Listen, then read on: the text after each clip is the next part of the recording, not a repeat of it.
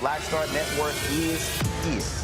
Hold no punches. A real revolutionary right now. Black power. Support this man, Black media. He makes sure that our stories are told.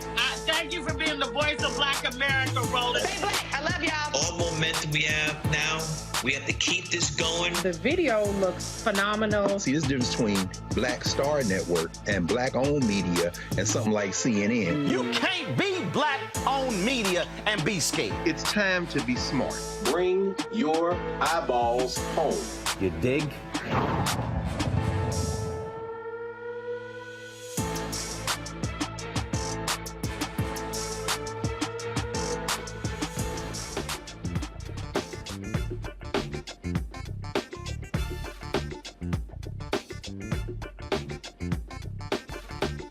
February 3rd, 2023, Roland Martin Unfiltered on the Black Star Network, broadcasting live from Hope Fellowship Church in Daytona Beach, Florida. We are, over the next couple of hours, we'll be talking about Bethune-Cookman University, the issues that have been taking place on this campus, and hearing from students as well as from alumni. We also will hear from interim president, Dr. Drake, as well. What is the future? Also, new football coach. Has one been hired? We'll answer all of those questions as coming up next. It is time for us to bring the funk on Roland Martin Unfiltered on the Black Star Network. Let's go.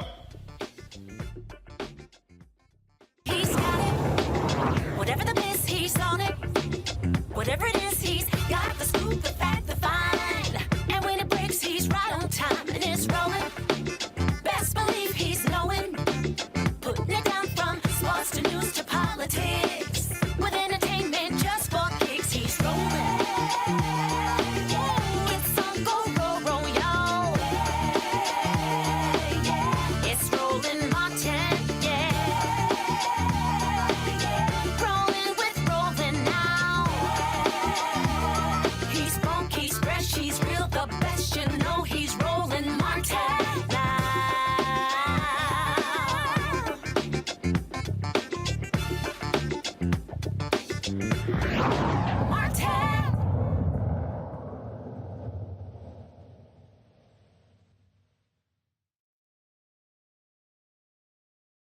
Fellowship Church in Daytona Beach, Florida, for this 2-hour town hall conversation on the present and the future of Bethune-Cookman University. Of course, all this controversy started when former coach, who actually was never really hired as coach, Ed Reed, really sparked a lot of this discussion in terms of the status of the university.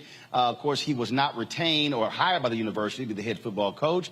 Students and also football players were still believing in him, wanting him to be hired, but they said no, they're moving in a whole new direction.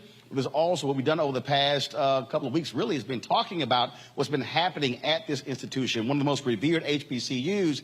And let me be real clear off the top, because there's a whole bunch of people out here who love running their mouths, and y'all know I got no problem jacking people up.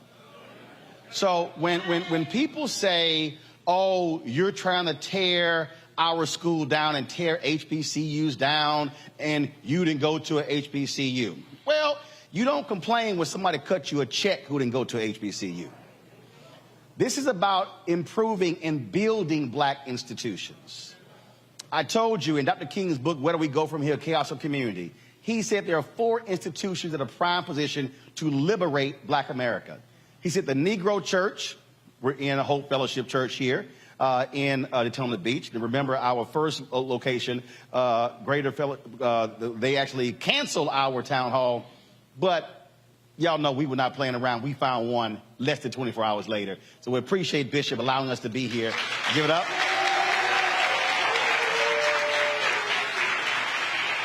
And so there are folks who are saying, oh, you should be talking about this because you didn't go to one. Well, if you don't like it, you should start your own show. But MLK said there are 4 institutions, the Negro Church, the Negro Press, Negro fraternities and sororities, and Negro professional and business organizations. What he said about the Negro Press, he said, maintain your militancy and not fall for the conservative.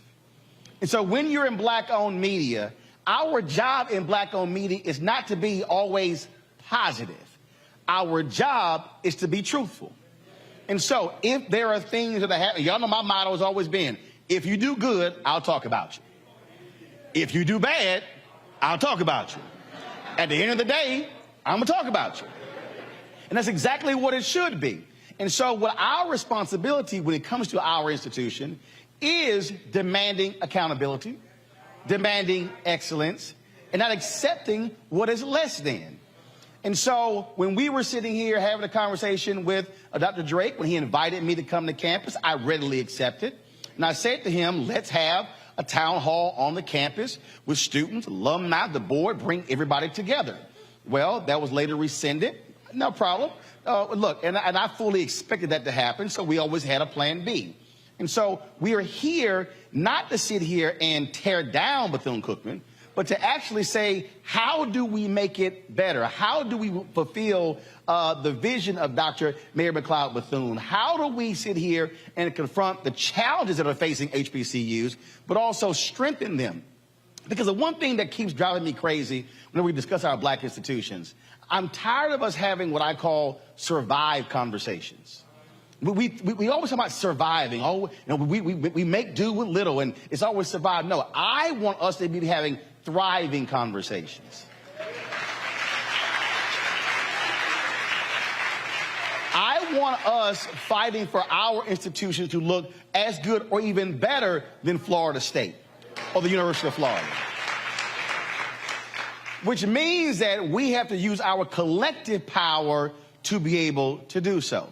For the next 2 hours, we're going to talk with folks who are assembled here. And we'll talk about some of the issues and the challenges, but not just simply focus on the past, but also lay out a path forward. Because you have dissension going on. You have the university, soon the Alumni Association, is being disbanded. You've seen alumni donations go down tremendously. You've seen people who are saying, I want to help. You're having students who are complaining about conditions in dorms and food and complaining about those things. That shouldn't be what's going on. Students should not have to be protesting on HBCUs for better conditions. They really are here to get an education.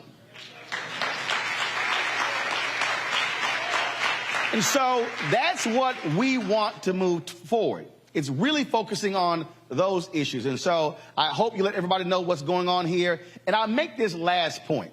And I appreciate mainstream media being here. And I did an interview earlier. But here's the thing that we have to understand. And this is why black-owned media matters. And that is, we ain't here for a 90-second soundbite. This costs us thousands of dollars to be here. Ain't no sponsor paying for us to be here. But the reason we're here because these are the types of stories that we must be talking about. And all the folks out there who call themselves new media or black, whatever they want to call themselves, if all you're doing is talking about what somebody else is doing, well, then you ain't legit. What this is about is for us as African Americans using our collective wealth, our collective knowledge to be able to improve our institutions and make them better, not just for us, but for our children's children. Because if somebody else 50, 60, 70, 80, 100 years ago did not do what they did, we could not be even having this conversation today. And so, with that, we're going to go to a break. We're going to, again, have this conversation. We're going to start with the interview I did with Dr. Drake, because I want folks to hear our conversation, to hear what they say is being done to improve, and then we'll be able to use it as a basis for our conversation here at Hope Fellowship Church in Daytona Beach. So again, got to go to a break. Glad to have everyone here. Folks, you're watching Roland Martin Unfiltered live in Daytona Beach on the Black Star Network. Don't forget, download the Black Star Network app, Apple phone, Android phone, Apple TV, Android TV, Roku, Amazon Fire TV, Xbox One, Samsung Smart TV. Support us in our efforts by joining our Bring the Funk fan club. Check your money orders. Go to P.O. Box 57196, Washington, D.C., 20037-0196. Cash App, $RM Unfiltered. PayPal is R Martin Unfiltered. Venmo is RM Unfiltered. Zelle, Roland at RolandSMartin.com. Roland at RolandMartinUnfiltered.com. And of course,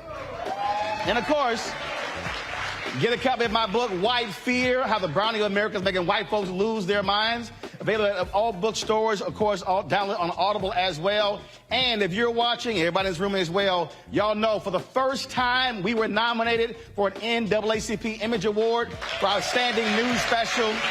Go to vote.naacpimageawards.net. Go to Outstanding News category, select Roland Martin Unfiltered Black Votes Matter 2022 election special.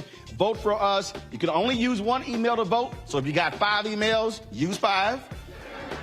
One email, so go to vote.naacpimageawards.net to support us so we can bring home. And look, we're the only Black-owned media company nominated for an Image Award. Let's bring it home. I'll be right back.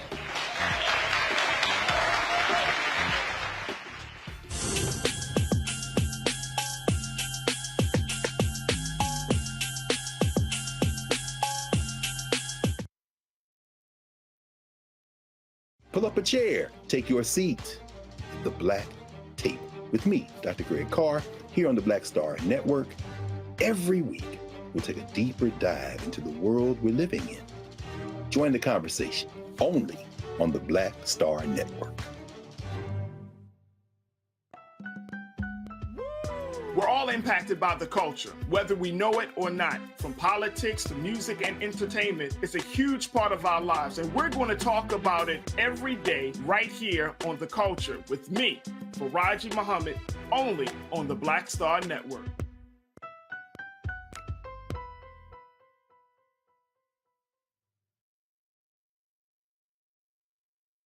Black Star Network is here. Oh, no punch! I'm real revolutionary right now. Thank you for being the voice of Black America. All momentum we have now, we have to keep this going. The video looks phenomenal. See, there's a difference between Black Star Network and Black-owned media and something like CNN. You can't be Black-owned media and be scared. It's time to be smart. Bring your eyeballs home. You dig?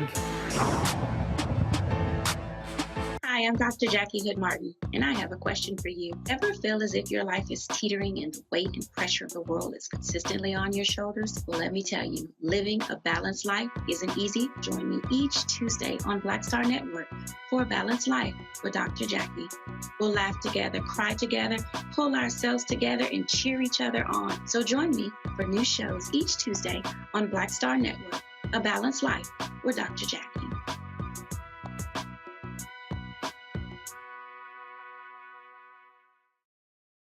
Hi, I'm Israel Houghton. Apparently the other message I did was not fun enough. So this is fun. You are watching Roland Martin, my man, Unfiltered.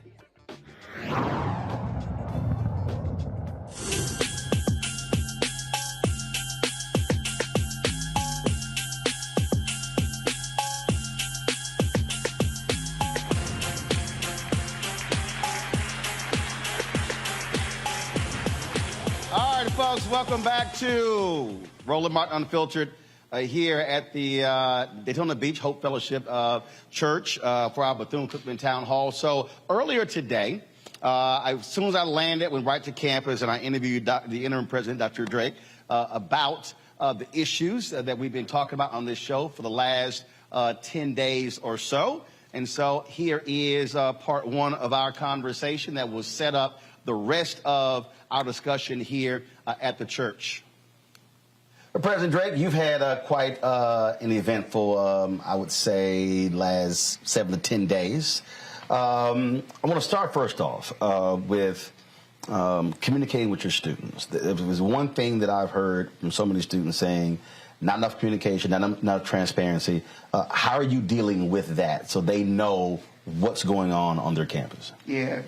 I would say that, I would say the students in some ways are correct. We need to communicate more.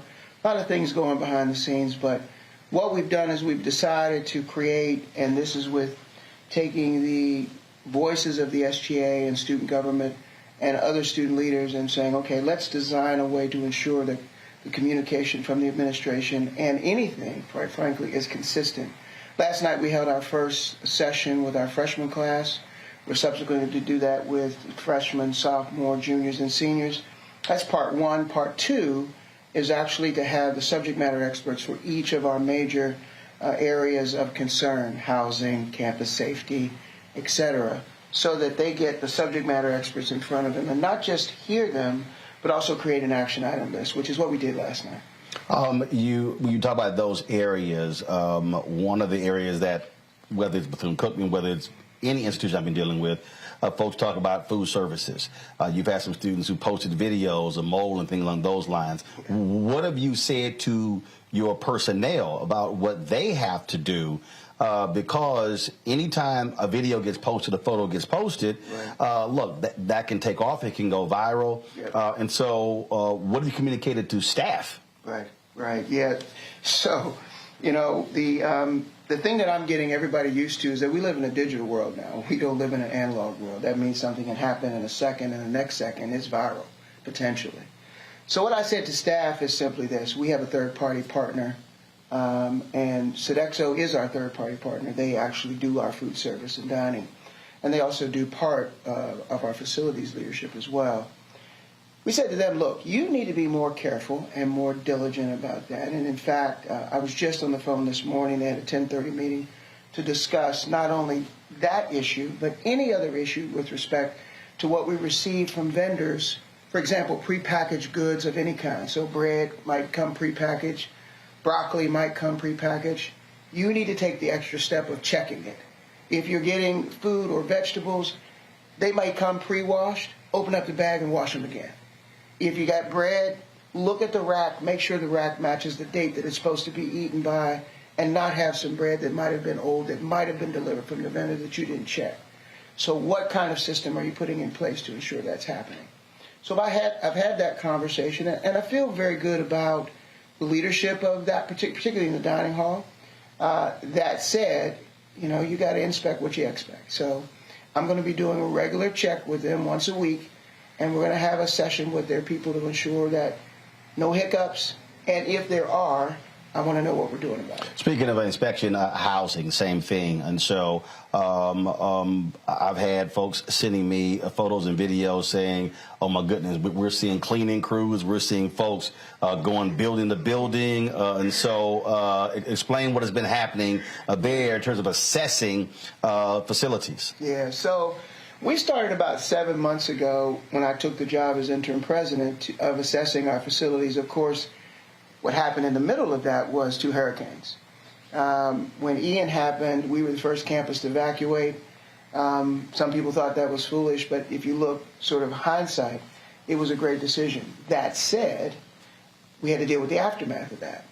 About $6 million worth of damage across the campus, depending upon how you add up the numbers. And so there was a lot of things left in the wake.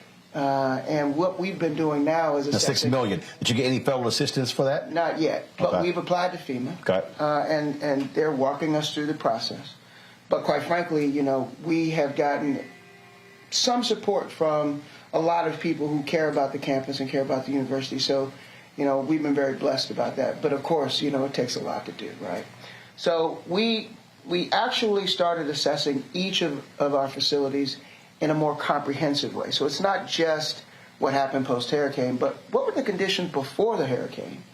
What are we doing about it? What can we do now, cosmetically? So that's sort of what's the first priorities that we can do. And then what do we need to do longer range? So in that assessment, it's age, building condition, not only the age and building condition, but what is the things that might be harmful to our students or might, you know, compromise the safety.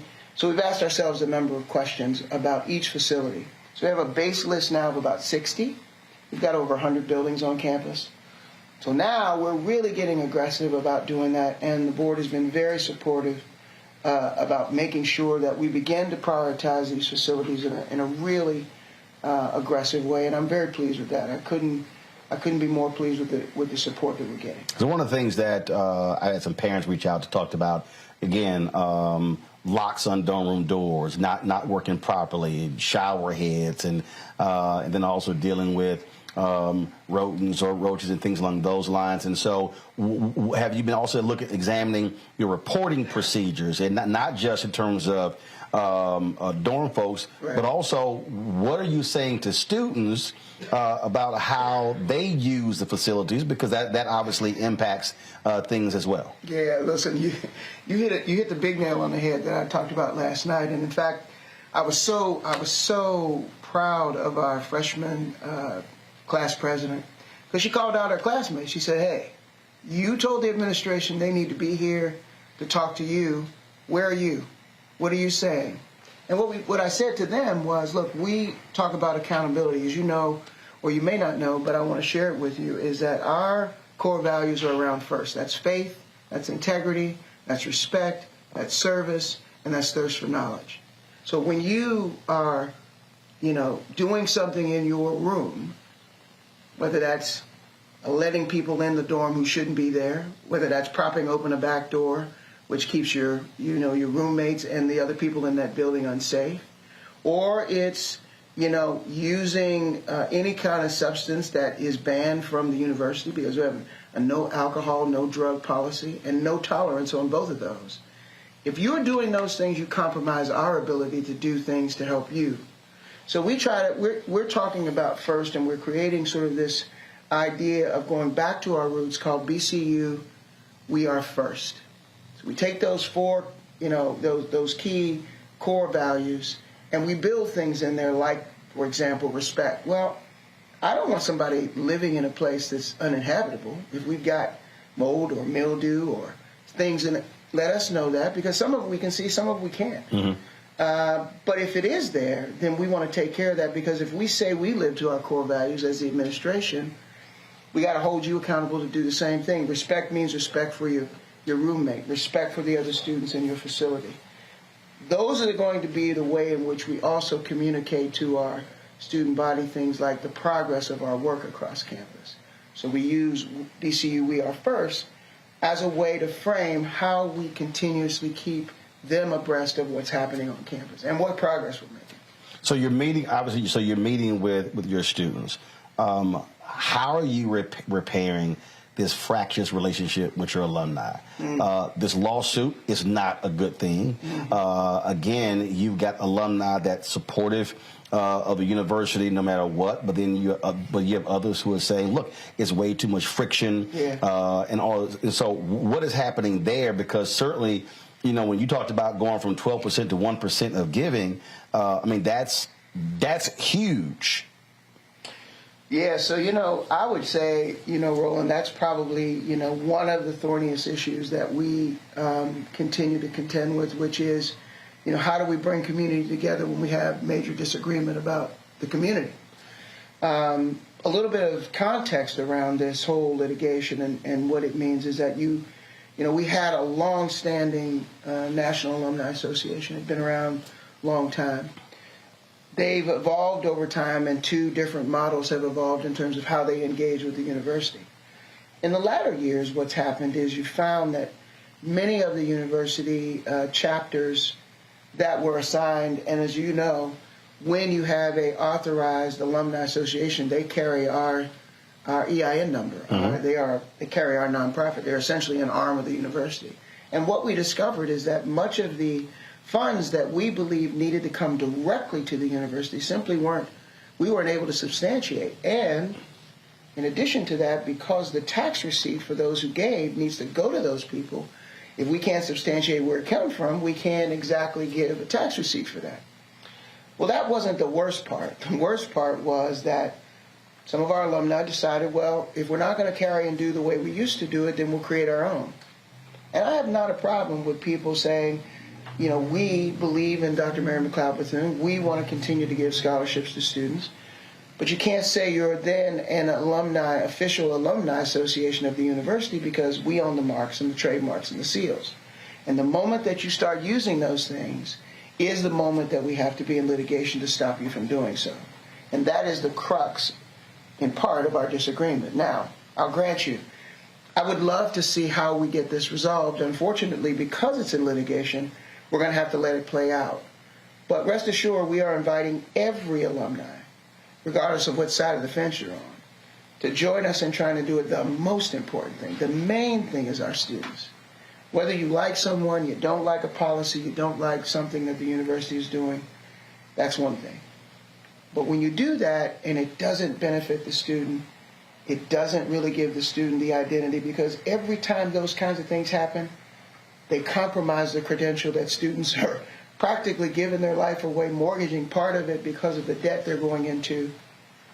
And you can't cheapen that degree. And every time this kind of thing happens, it hurts those young people. Hold on a second. I'm going to go take a break and come back. I'm going to pick up on that in just a moment. You're watching Roland Martin Unfiltered on the Black Star Network.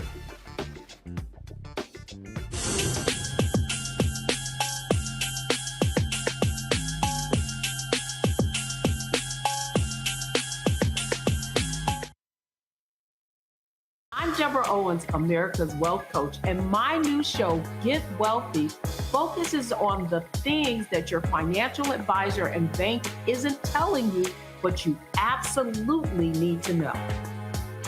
So watch Get Wealthy on the Black Star Network.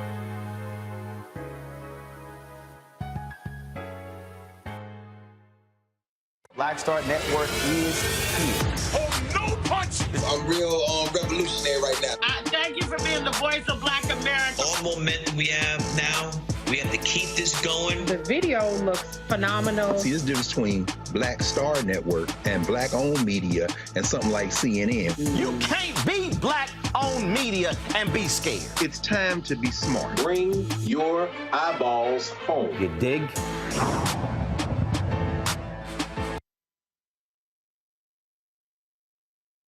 On a next, A Balanced Life with me, Dr. Jackie, a relationship that we have to have. We're often afraid of it and don't like to talk about it. That's right, we're talking about our relationship with money. And here's the thing, our relationship with money oftentimes determines whether we have it or not. The truth is you cannot change what you will not acknowledge. Balancing your relationship with your pocketbook. That's next on A Balanced Life with me, Dr. Jackie, here at Black Star Network.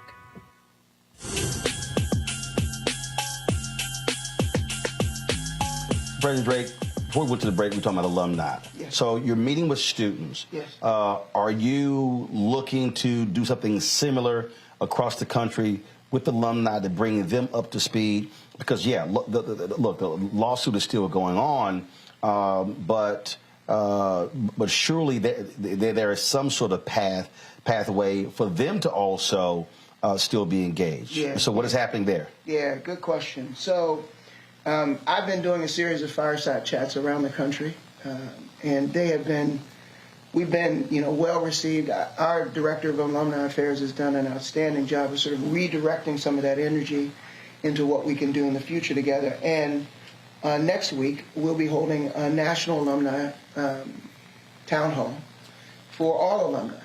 The only thing you have to do is prove that you're an alum.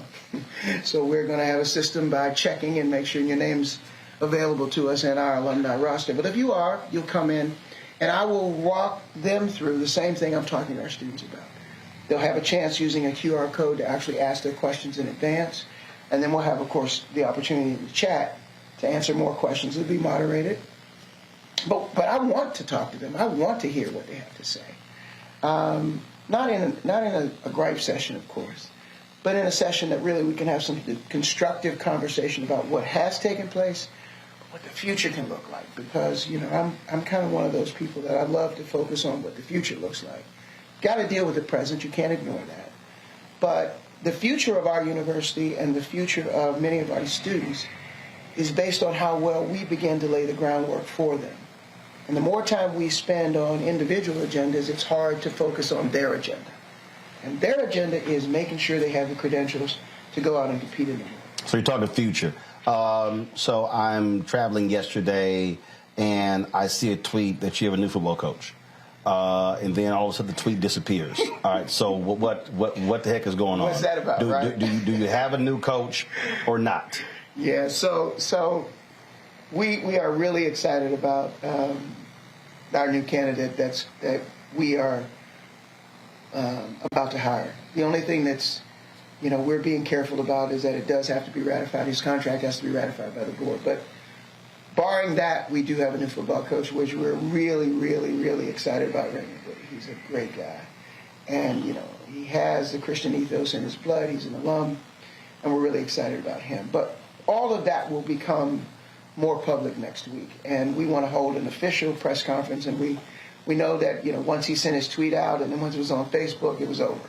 So now that the cat's out the bag, now we have to say, okay, but we really do want to have a formal announcement of his coming and give him the spotlight that a new head coach deserves. So how are you getting control of that to where folk understand procedures, practices? Look, I get it. There's someone who we've been working on a show on my network who posted on social media, and I was like, did you see me post it? I didn't. Right. And so that also is a part of institutional standards, practices, and procedures. Yeah. So, one of our areas of growth is, again, recognizing we're in a digital world now.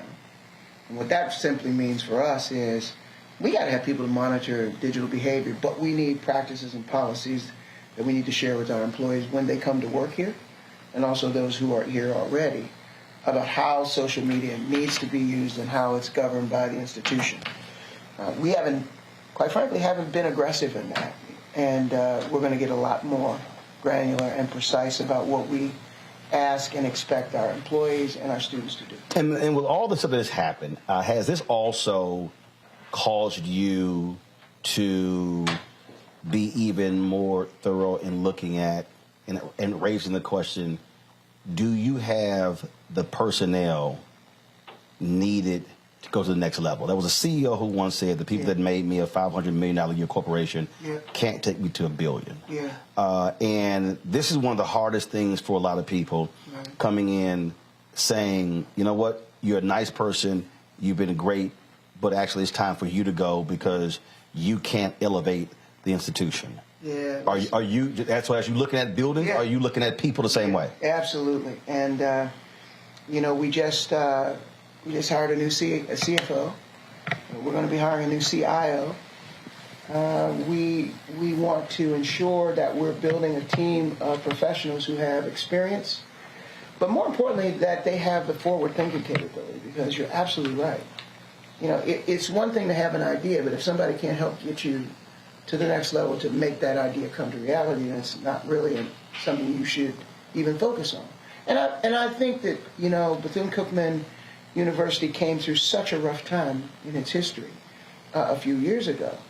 And thankfully, there were some people who really took it to heart to try to ensure that the university got back on stable footing. Well, good news is that we are on stable footing. We do have a way forward. Now, we've got to build the right team, the right people, get the right things in place so we can move forward. And I think this was a wake-up call that we need to move faster.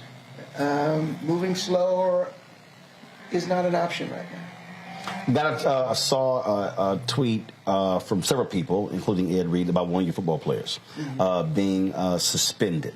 First of all, is that true, and what happened? So he was disciplined, and the discipline really was as a result of... Is he still on scholarship? To my knowledge, I don't think he's lost his scholarship. Okay. But I do believe that the violations were more around things he was asked not to do, and he did, and that's what the code of conduct says here. So, we didn't penalize him, as might have been reported, for speaking out, because, trust me, I had 300 students speaking out, and you can't get rid of all them. Nor would I want to, by the way. I think that it was just a situation where it was a judgment call for him. It was a judgment call for his coaches. They made the call.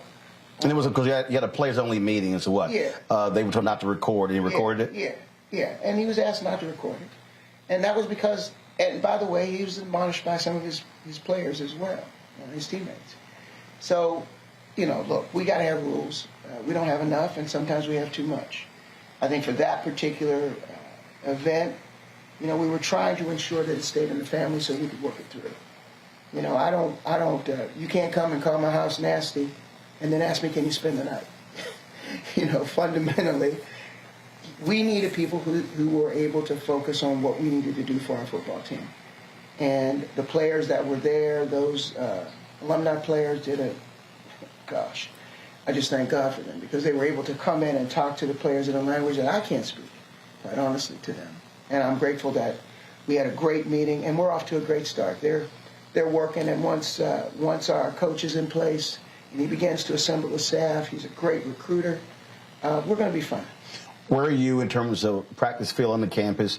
My understanding, you're spending thousands of dollars transporting players back and forth to the stadium, as opposed to being on campus, and also on-campus locker room showers, things along those lines. Status of that. Yeah, so we have what's called the ATC, which essentially is the Athletic Training Center, which sits at the corner of International Speedway Boulevard and Lincoln Avenue. There is that building and that land behind that building, which is where we want to build that practice field on campus, and lockers and showers. We have 2 adjacent buildings that have not been used that we want to convert so that that also has weight rooms and other kinds of facilities for our athletes. We're going to put up the seed capital for that. What's it going to cost you? There.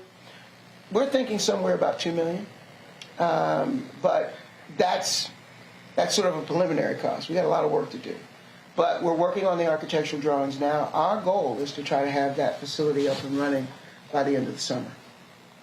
But we're excited about that. That's going to be fun for our athletes. And the other thing we can do is we want to keep them from having to cross the street. So we want to be able to make sure that everything's all in one place. So when they do cross the street, they're actually going back to their residence home. What's the biggest thing that you have learned from this experience? The hiring of Ed Reed, then choosing not to retain him, and all the controversy that's ensued. I learned a lot of things. I mean, I consider myself to be a lifelong learner, so that means, I never think that I have all the answers to all the questions, because I don't. But what I do believe is that there's some things we could have handled better. I think we should have been ahead of our work and communicated to the campus more about what we were doing with our facilities. We could have cut down on a lot of stuff. I think that while hiring Ed Reed, and not hiring actually, but in negotiations with him, he was a fantastic player. And I think that his intentions were good. I don't think that he wanted to harm the program or the university. I think that it's just not a good fit, and sometimes you got to get ahead of that. I wish we would have been a little bit more ahead of that. Third thing is that transparency and excessive communication sometimes works better. Sometimes you don't think you need to communicate when you really do need to communicate. So things like ensuring that our financials, people understanding that we're not only solvent and in the black, but that, the CARES Act funding and the money that we were given by the federal government was stewarded well. And you made that public? Yes. 60% of that money went to students. It's on your website? It's on our website. Right. But we got to make, we've been thinking about how do we break it down so the average person can understand. Mm-hmm. And we're working on that, because it's not just about putting it on our site. We got to say, okay, we just spent $66 million. 60% of that went to students and to repay their debt so they could stay in school. Many of them were carrying forward debt, and we wanted to pay that off and use those funds. And the rest of it went to actually instruction, new faculty or existing faculty creating the programming that allowed our curriculum to expand. Those are things that I wish we would have done sooner. Didn't think about it. But now we know the importance of doing it. Last question. There's someone out there who's saying, I'm not sure if I want to send my child to Bethune-Cookman. Yeah. Or there's alumni who's saying, I'm not sure I want to send my money. Yeah. What do you say to that person? Both of those people. So the first person I'd say is the parent is, before you make the decision, talk to us. Come see our campus, spend some time with our admissions people. See if the culture here for your daughter or son makes sense for your family. Because, you got to take a look-see. My daughter, I took her to see my alma mater when she was getting ready to go to college, one of my daughters. She looked at the campus, she said, not doing it, Dad, sorry. I know you want me to be a legacy kid, but this is not what I want to be. She ended up at FAM. So I want them to come and feel the campus for themselves, meet the people, meet this community. Daytona Beach is a welcoming community in this environment that we have, and we want them to feel like this is a place they can be. For the one that says, I don't want to send my money, or I'm not sure I should send my money, I would say, Listen, I can't tell you where to send your money, but if you have an interest in investing in kids that need a future, then there's no better place to invest in here. All right. Well, we'll look forward to see what happens over the next several months, and then tell that story as well. Keep us honest. Thank you. All right. Appreciate it. Appreciate it. Thanks a bunch. Thank you. All right. When we come back to Hope Fellowship, we'll talk with students here, get their reaction to what the president had to say, and talk about the path forward for Bethune-Cookman University. You're watching Roland Martin Unfiltered at this live community town hall here in Daytona Beach, Florida, right here on the Black Star Network.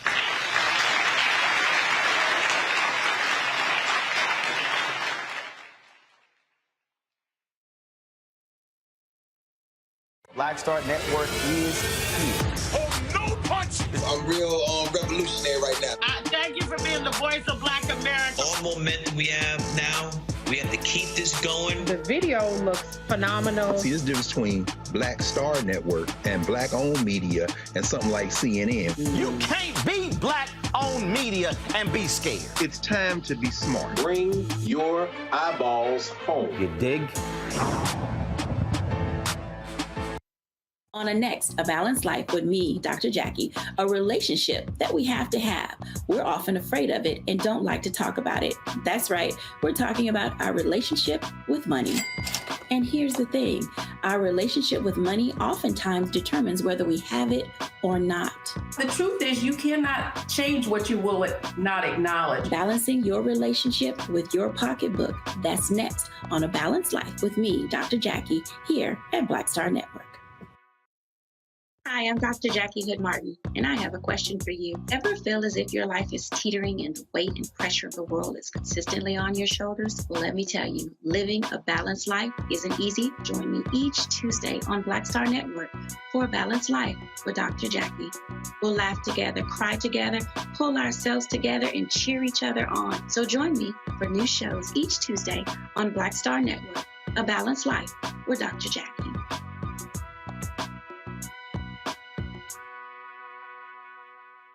54th NAACP Image Awards is airing live on February 25th, honoring outstanding performances in film, television, theater, music, and literature. But this year, Roland Martin Unfiltered is nominated for Outstanding News or Information Series or Special. To vote, head to NAACPImageAwards.net, scroll down to Outstanding News/Information Series, select the category. You have to click on hashtag Roland Martin Unfiltered Black Votes Matter Election Night Coverage. To submit your vote, you will need an email. Only one vote allowed per email. Voting ends on February 10th at 9 p.m. Vote today. Hi, y'all doing? It's your favorite funny girl, Amanda Seals. Hi, I'm Anthony Brown from Anthony Brown and Group Therapy. What up, I'm Lana Well, and you are watching Roland Martin Unfiltered. Early. Why are we early? They haven't even played the stinger. All right. We're supposed to play the stinger coming back, but we didn't play it. Now y'all can clap. Go ahead.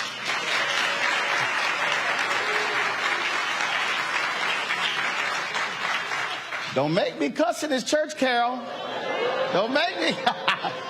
Y'all know, come on. I look at she over there. I got to mess with it. Got to mess with it. All right, y'all. Let me introduce our students here, folks. Joining us right now on the far end, Sensoria McKay. She's a member of the band, a junior here at Bethune-Cookman. Dayton Sims, former Mr. Sophomore elect, also, he's a sophomore. And Maya Walker, Bethune-Cookman, a senior as well. So give it up for y'all students. All right, so first of all, I need you to explain the Hail Mary, hashtag Ed Reed was right, hashtag buy Belvin shirts. Y'all have them on here. So whose idea was that?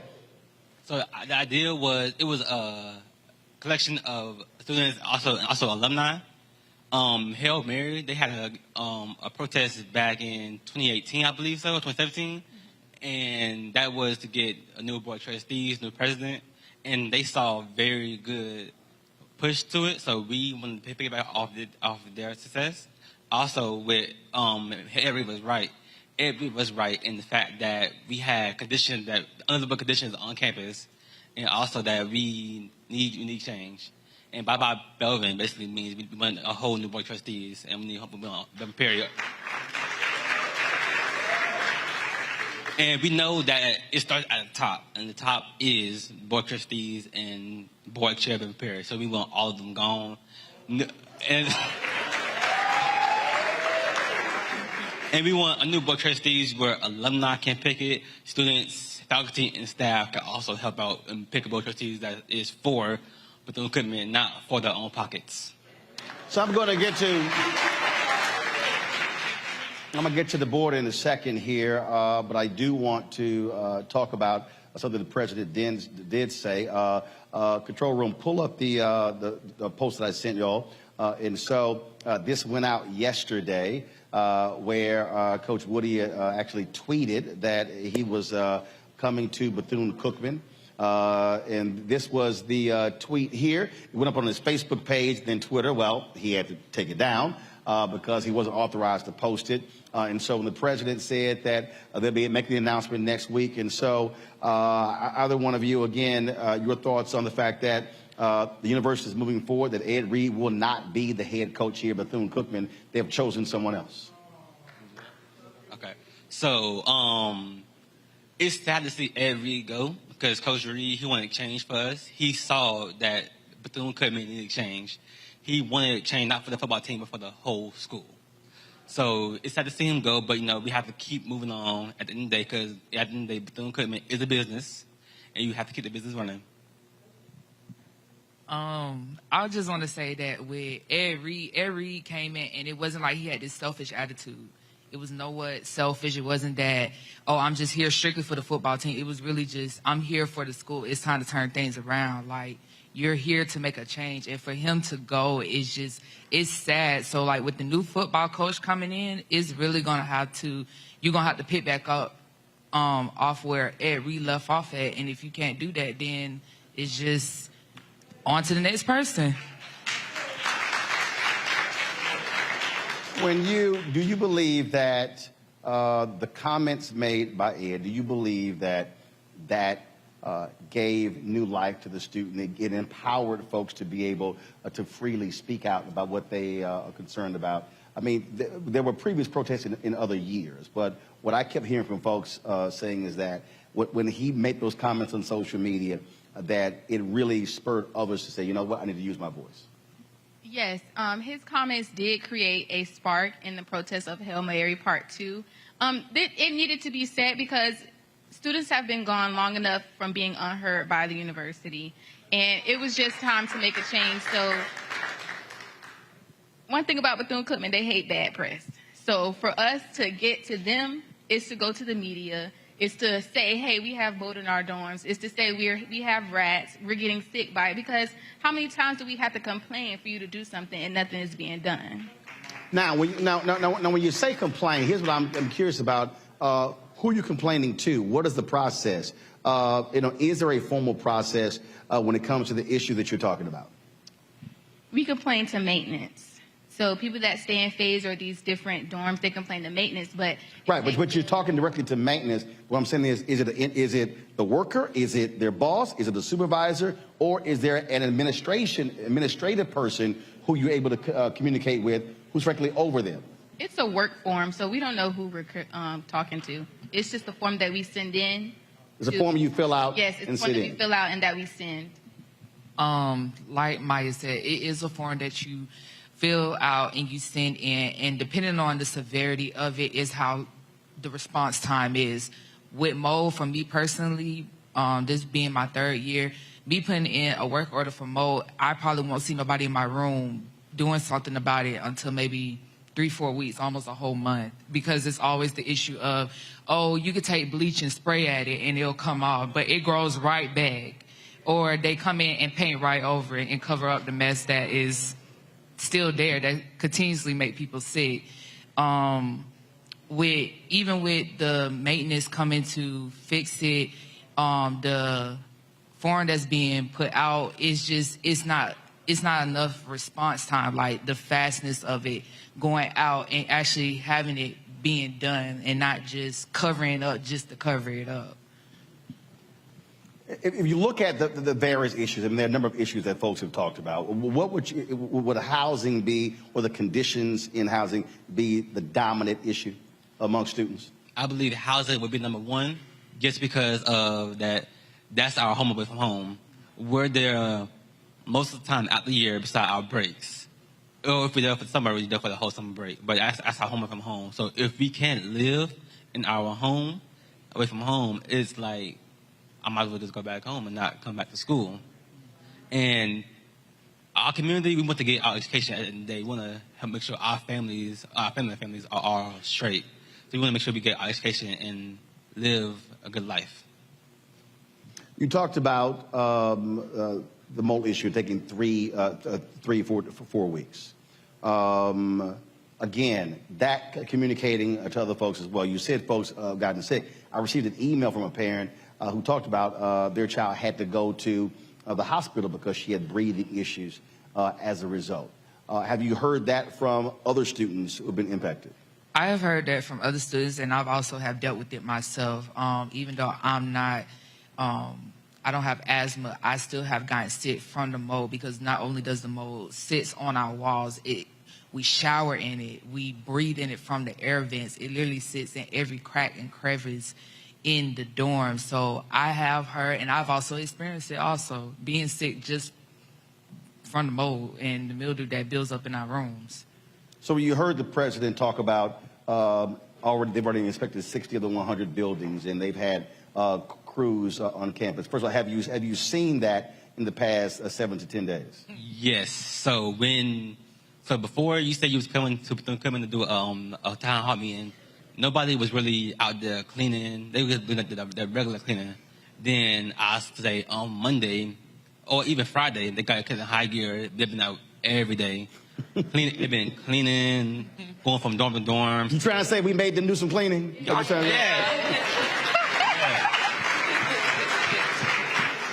They've been going from dorm to dorm, seeing if everybody's okay, seeing what do you need done, because they knew you were coming to Bethune-Cookman. Well, not coming, but you will be in the area. You were smiling when I raised that question. Go ahead. Yes, because I just feel like it shouldn't take all of that. Mm-hmm. It should not take for us to complain and for us to go to the media for y'all to do what y'all supposed to do. Y'all know the school is a mess. Y'all know we got mold in our dorms. Y'all know these buildings need to be painted. Just do what you got to do, and then we'll be quiet. That's just point blank, period.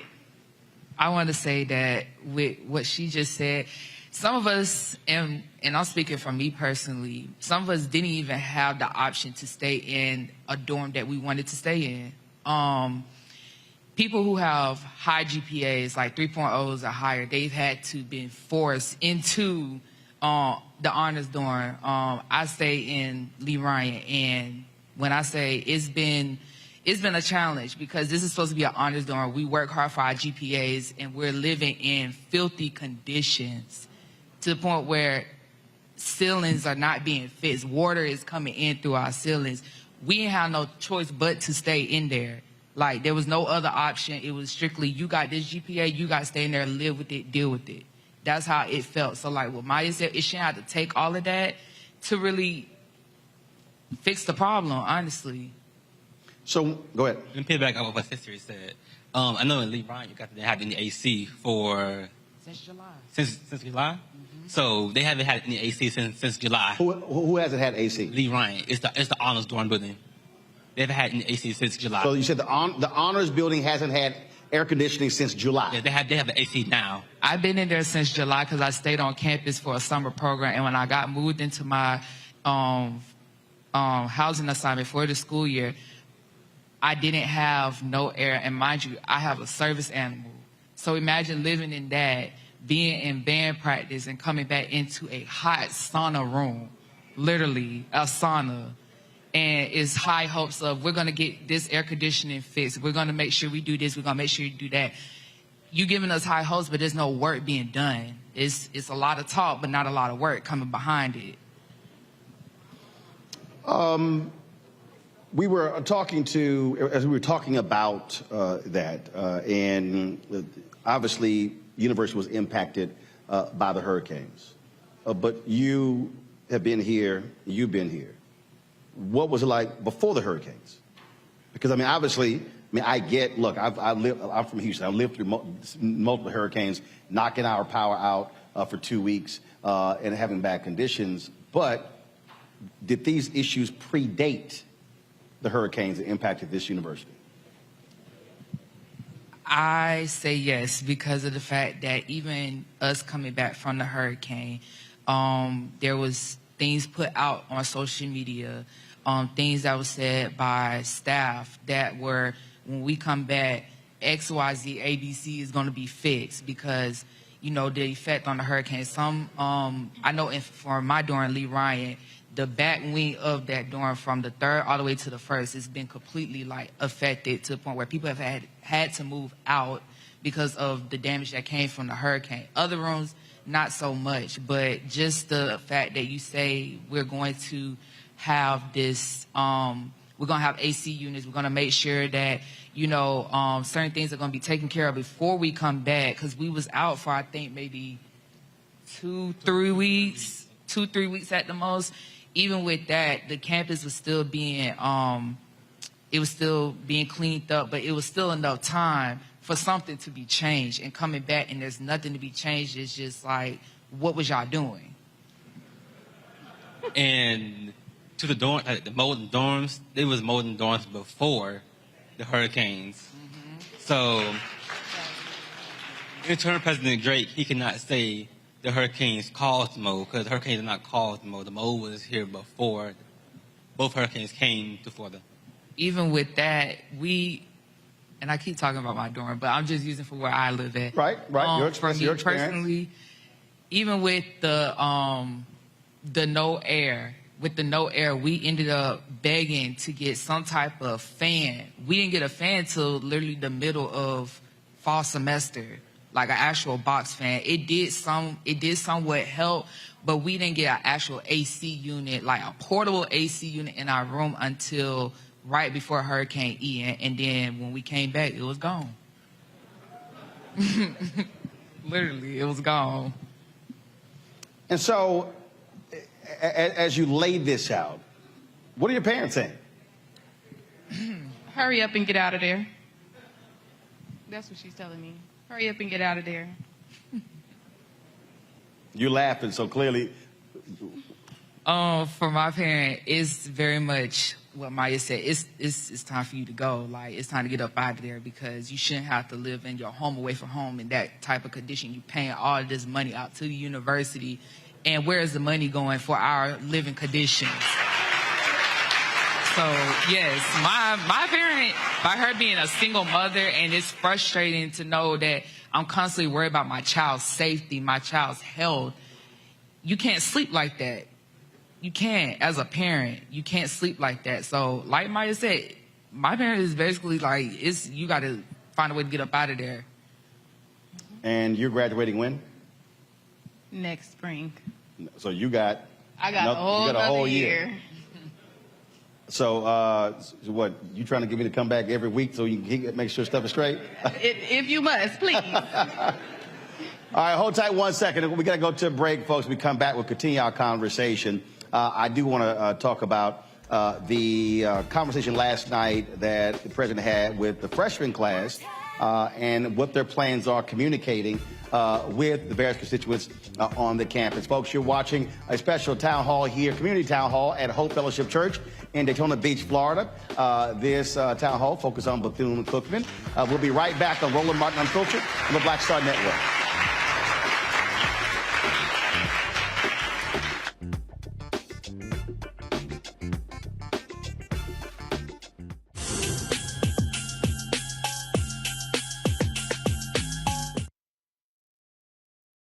Next on the Black Table with me, Greg Carr.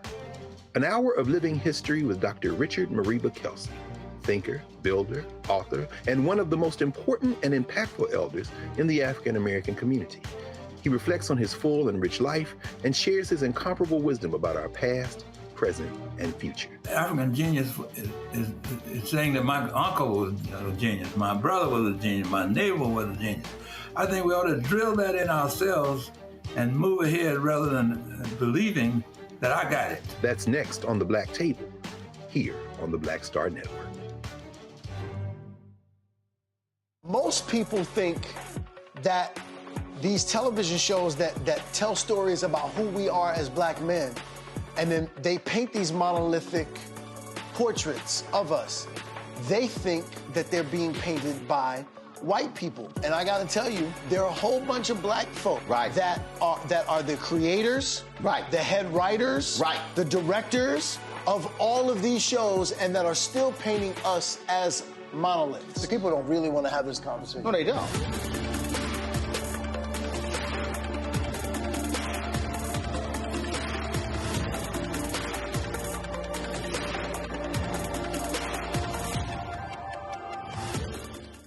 Hey, I'm Arnaz J. Black TV does matter, dang it. Hey, what's up, y'all? It's your boy, Jacob Lattimore, and you're now watching Roland Martin right now. Stay woke.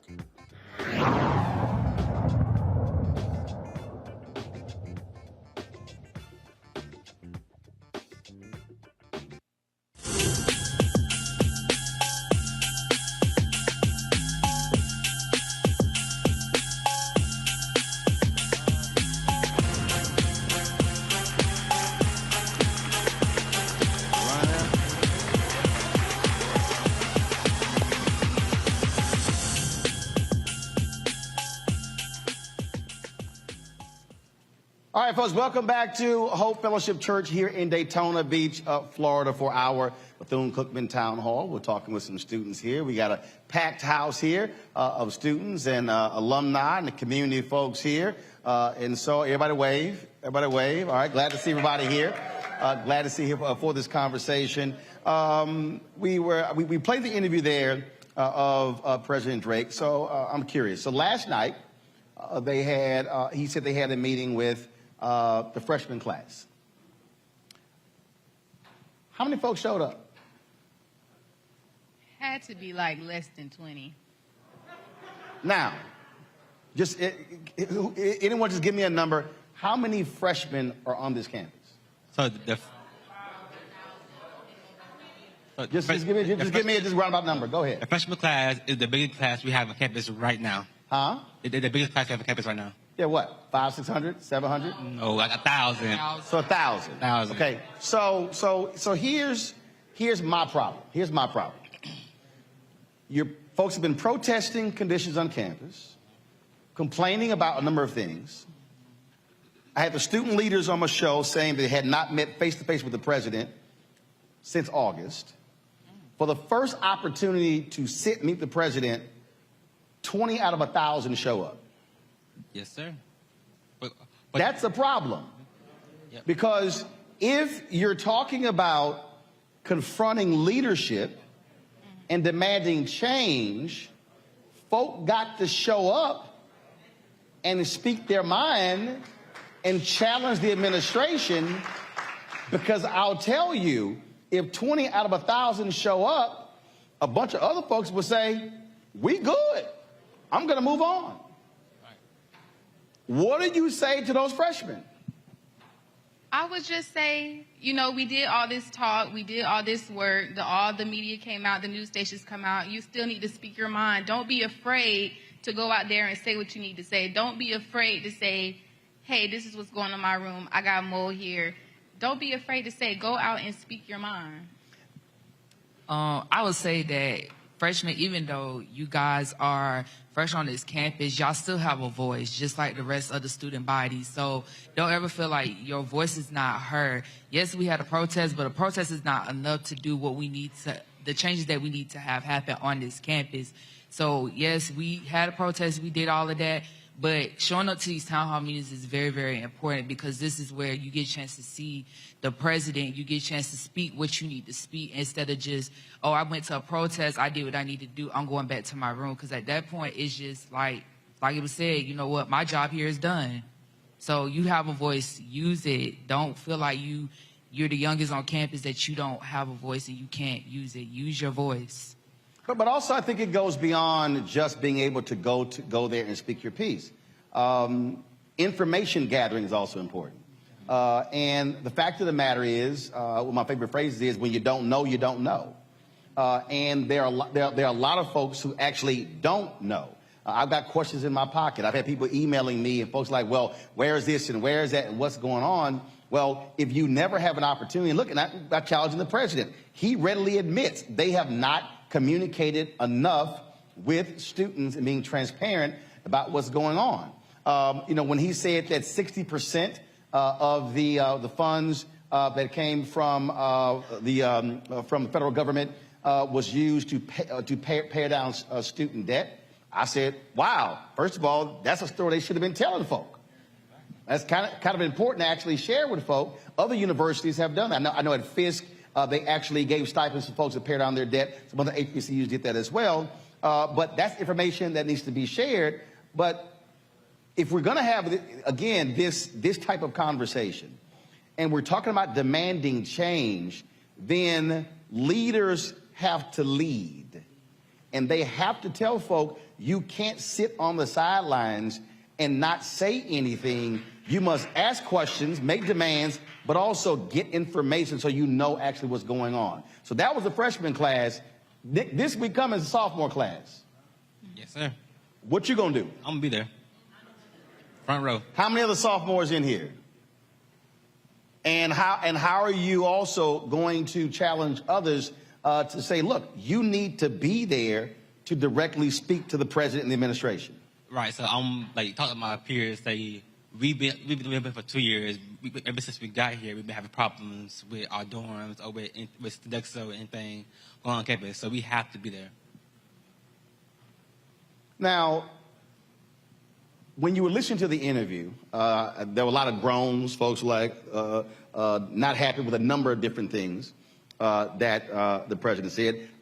Were any of you aware of how the American Rescue Plan funds, all the COVID relief funds, were actually used when the president said 60% went to student debt? I did not. I didn't even know that we got any money from the American Rescue Plan because we are a private institution. No. So the reality is, this is on my show. So about $6.5 billion went to a variety of HBCUs. And we can thank Congressman Jim Clyburn, Congressman Bobby Scott, Congresswoman Alma Adams for that. And the reality is Bethune-Cookman, out of actually about 8 or 10 different bills, received about $68 million. And so this funding, so you're talking about it was COVID, and so it was a number of institutions. They were public and private. So it wasn't just public institutions. See, that's why you got to watch Roland Martin Unfiltered, because we broke it down. And so, but that was just Bethune-Cookman. If I pull the numbers up in a second, Florida A&M, I believe, received about $170 or so million. And so again, all the HBCUs combined were about $6.5 billion. And so again, so what he said, 60% went to paying down student debt, 40% went to instruction. That's a perfect example. One, the university should have been explaining that. But how many of you even knew where that money went? I got, one person back there. One person back there. I see a second person. So you were where? Go. So how were you aware? Hold on one second. Let me go ahead and, yeah, I'm gonna walk over here. We got it right here. We working? All right, so you stand up. So you were aware, so what? You read it somewhere? You asked somebody? I got it. Don't worry about it. I believe that was in 2020 or 2021. They had us sign up to get the money, basically. So if you didn't sign up, I think they gave the students around $2,000, but everyone that did sign up, they gave us $10,000 to go towards our balance. It was a little bit over $10,000. They gave it out to the students. Okay. Now, she knew that. Did you get the $10,000? Yes, I did. Okay. Who else in here got some of their student debt lowered as a result of that funds? Raise your hand. One. That's it. I think it's y'all gotta read the signs. Go ahead. So it went towards the students that were here before COVID hit. So a lot of them that are freshmen and sophomores, when they came into their freshman year, they weren't eligible to get it. So anybody that's sophomores, they didn't get it. But anybody that's like juniors and seniors, they should have got it if they signed up for it. Got it. All right. So how many folks in here are juniors and seniors? And y'all didn't get that money? Man, y'all better read those signs. So for me, what I would immediately ask is, if that's the case, would be, again, how was information communicated out? How was it actually shared? Was it actually communicated to parents and to students? She's shaking her head, said it wasn't. That's one of those things to me that I think is critically important. Now, the university, they've posted some of their financials on the Bethune-Cookman website. Y'all can actually go there and check that out. And so we'll be pulling that as well. But that, again, I think goes back to why you have to have these regular sessions with student body, so people are getting the information. But people also have got to show up. Right. They got to show up. Go ahead. Oh, I was just gonna say it's a two-way thing. Like it's not a one-way street. It's a two-way street. It got to go both ways. Moving forward, because the president said they're going to be holding with each class, they're going to be having weekly town halls. Do you anticipate, again, because people now understand that people are going to be more willing to actually engage with this administration on the critical issues that you face? If I have to go to FaZe or Lee Ryan or other these or put flyers on the door and knock on these people's door and say, hey, you need to come to this town hall, I will, because this is important. This is how you make a change within your own institution. By going to these people, by going to the president or whoever we're supposed to be talking to and saying the issues that need to be fixed. Now it's up to them to take what we're saying in consideration to fix it. Right. Well, but also putting that level of pressure, it has to stay on because you can't let up. I mean, that's the whole thing. Again, I think one of the things that people lose sight of when we talk about movements, there are moments and there are movements. Moments are something that happens for one day, but when you're there every single week, when you're constantly there, and look, I totally understand. I know folks are saying, look, I shouldn't have to do all of this because I should be focused on school. But to your point, if I'm having breathing issues, if I'm having mold issues, if I'm having issues with rodents, if the shower head's not working and lock's not working, I'm telling you right now, I'm giving folk hell every single day to actually get it done and showing up. And so I certainly hope that is the case. Hold tight 1 second. We're going to go to a break, pay some more bills here, and continue our conversation here at Hope Fellowship Church in Dayton Beach. We're talking for our community forum, talking about Bethune-Cookman University. You're watching Roland Martin Unfiltered on the Black Star Network. Download our app. Apple phone, Android phone, Apple TV, Android TV, Roku, Amazon Fire TV, Xbox One, Samsung Smart TV. Support our Bring the Funk fan club. Send your check and money orders to P.O. Box 57196, Washington, D.C. 20037. That's 0196. Cash App, $RM Unfiltered. PayPal is R Martin Unfiltered. Venmo is RM Unfiltered. Zelle is Roland@RolandSMartin.com. Roland@RolandMartinUnfiltered.com. And of course, the book that is scaring white folks all around the country, White Fear, How the Browning of America is Making White Folks Lose Their Minds. Get your copy at bookstores nationwide. Download it on Audible. We'll be right back.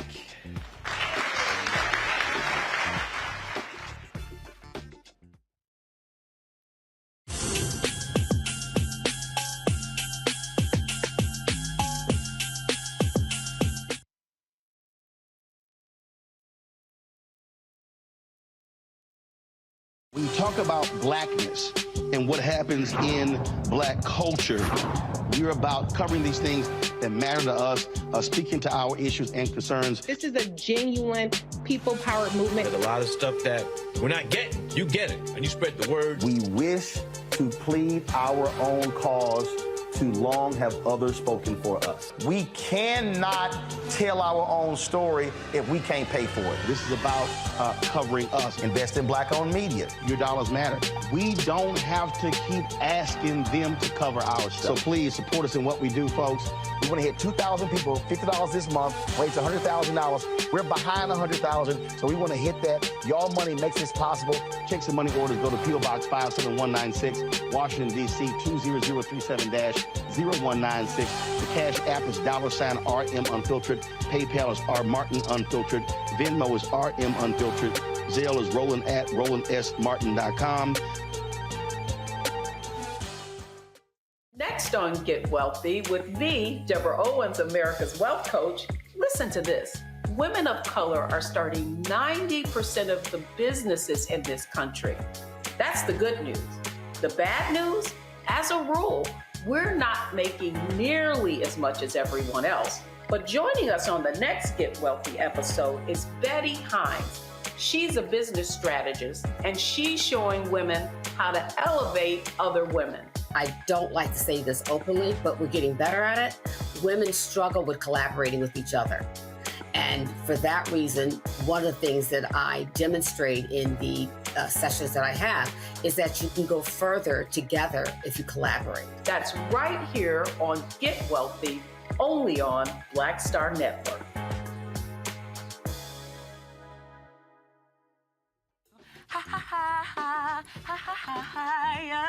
Hey, I'm Antonique Smith. What up, Lana Well, and you are watching Roland Martin Unfiltered.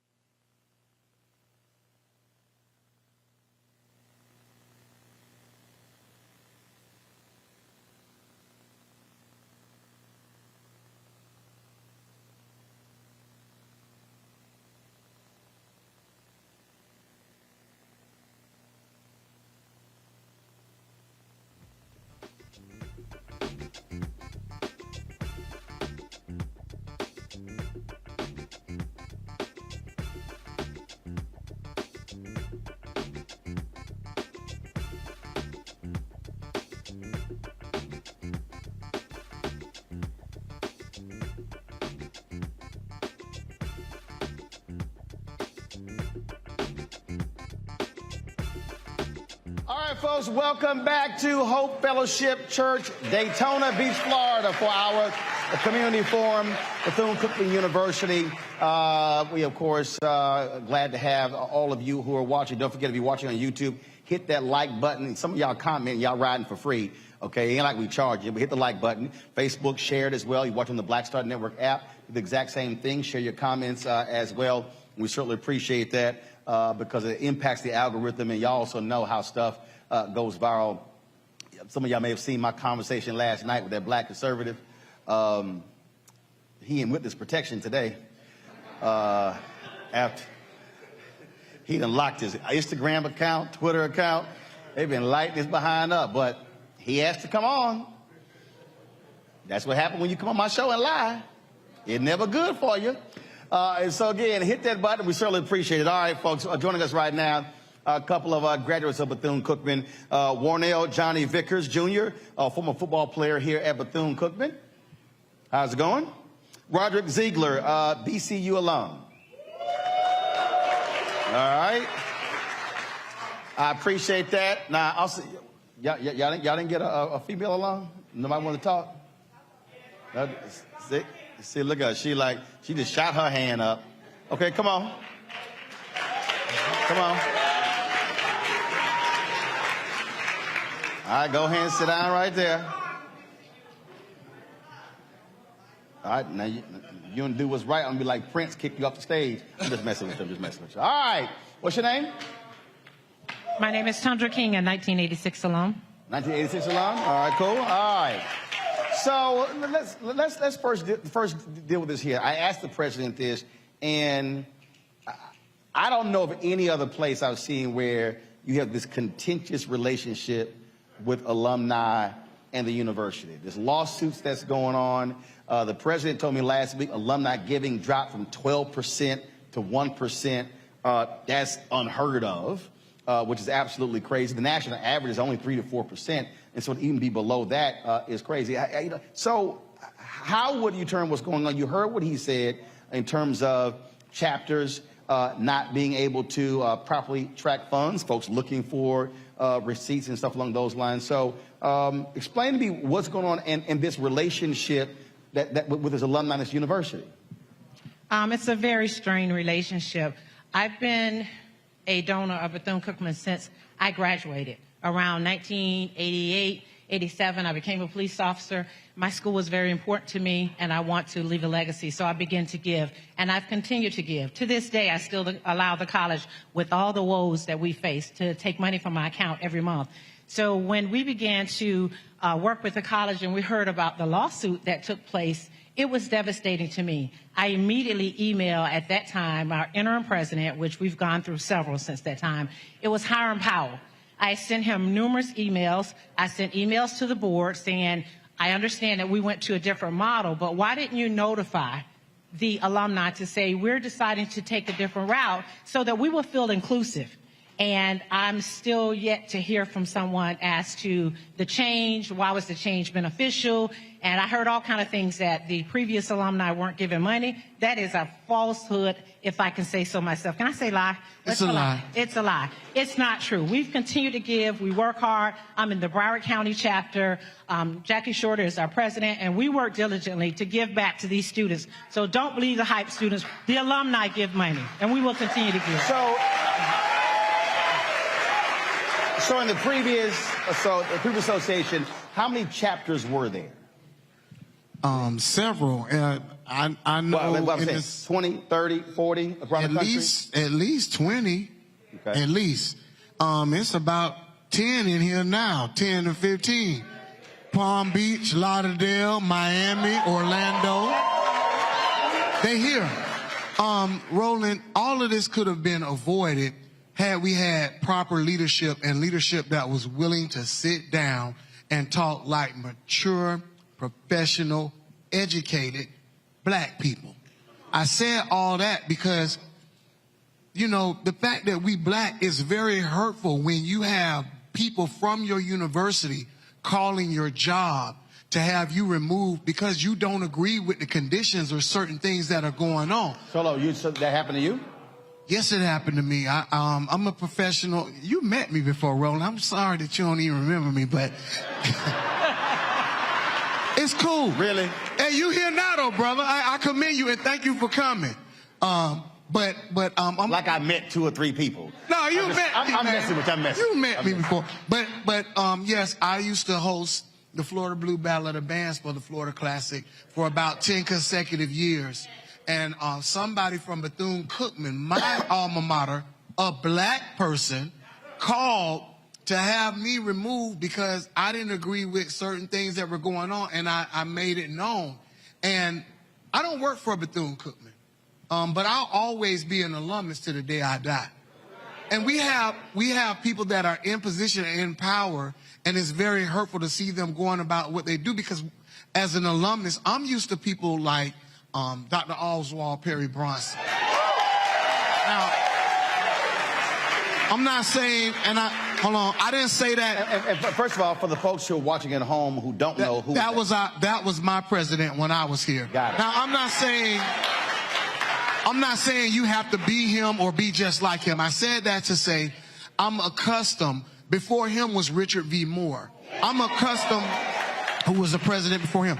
I'm accustomed to class. I'm accustomed to family atmosphere. One of the reasons I chose to come to Bethune-Cookman because I partied a lot. I needed somebody to be able to talk to and be able to have hands-on experience. And when I was a student here, through my matriculation, I was able to go and make meetings and sit down and talk to my college president. He was out on the yard talking to us. So when we as alumni don't see that now with the current administration and we have an interim president, the second interim president, which came, our third interim president, which came after Dr. Cripe. So we've had 4 presidents in just about as many years. We're not accustomed to that. So now we're here in this situation, and now you have the Board of Trustees and the schools suing its alumni association, the original alumni association, which is over 88 years old, which was founded and started by our founder, and then you tell us you're going to try to dismantle us. It ain't happening. We're not going anywhere. We're not going anywhere. All of this could have been avoided by a simple, and I know for a fact, I'm not telling you what I heard, I know for a fact that the Alumni Association, which is currently called the Mary McLeod Bethune National Alumni Association, they requested a meeting with, at the time, Dr. Hiram Powell, who was our interim president, and they requested a meeting, and they asked for Belvin Perry or some members of the Board of Trustees to come to our national convention. We were refused and turned down. There was also a lawyer that was called in so we could have a mediation. That was refused. So all of this, it seems as though they pretended like, and I'm listening to Dr. Drake, it's as though none of this ever happened and everything's going to be fine. And you started this with us, and now you're making it look like we're the bad guys because we don't like how you're treating us. Alumni have been disregarded. Alumni have been disrespected, and they're trying to throw us out like trash. And it's not going to happen. Wildcat born, Wildcat bred, and when I die, I'll be Wildcat dead. I'm faithful to this school. I'm faithful to Dr. Bethune.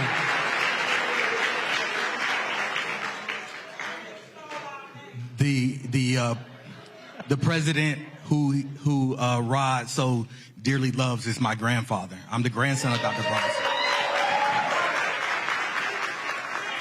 And I think one of the things that's happening right now is, from a historical standpoint, right, y'all? From a historical standpoint, that alumni feel kind of like burned. You know, we went through a lot with the Jackson administration, correct? Right? And so the Jackson administration really hurt because that was what put us into such financial straits. We had a surplus when my grandfather retired. We had a surplus when Dr. Reed left. So we had money.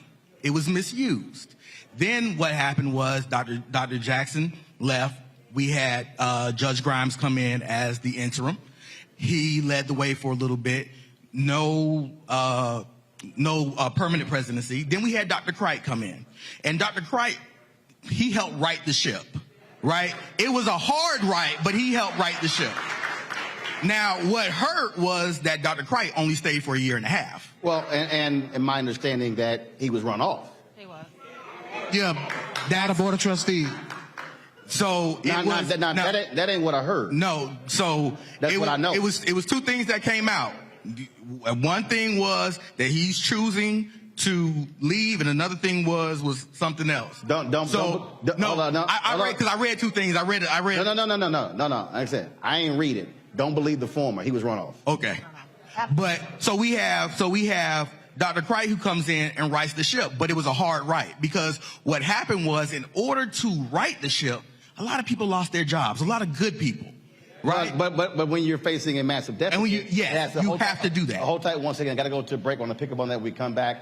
Folks, you're watching this special town hall here in Daytona Beach. Community town hall regarding Bethune-Cookman University right here on Roland Martin on the Black Star Network. We'll be right back.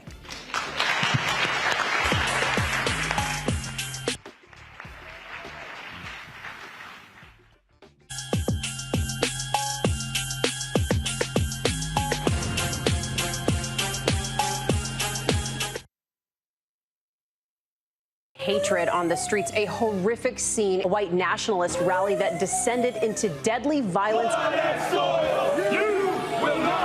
White people are losing their damn minds. As an angry pro-Trump mob storms the U.S. Capitol, we've seen shooting. We're about to see the rise of what I call white minority resistance.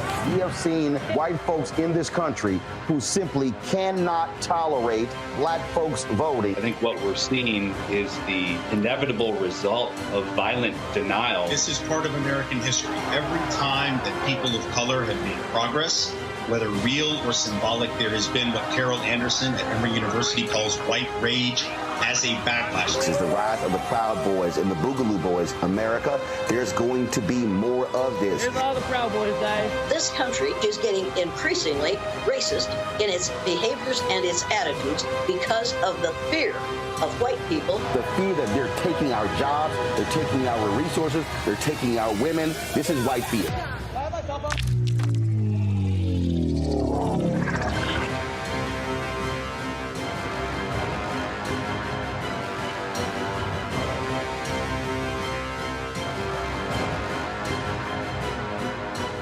I'm Deborah Owens, America's Wealth Coach, and my new show, Get Wealthy, focuses on the things that your financial advisor and bank isn't telling you, but you absolutely need to know. So watch Get Wealthy on the Black Star Network.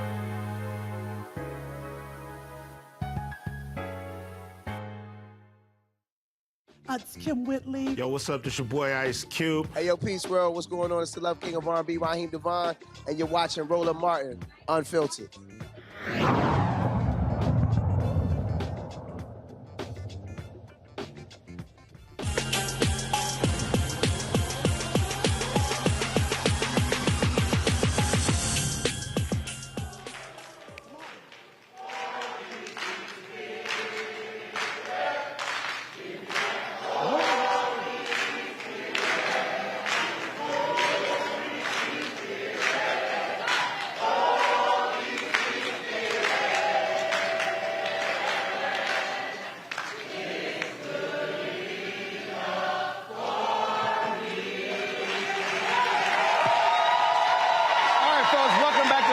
Church here in Dayton Beach for our Bethune-Cookman Town Hall.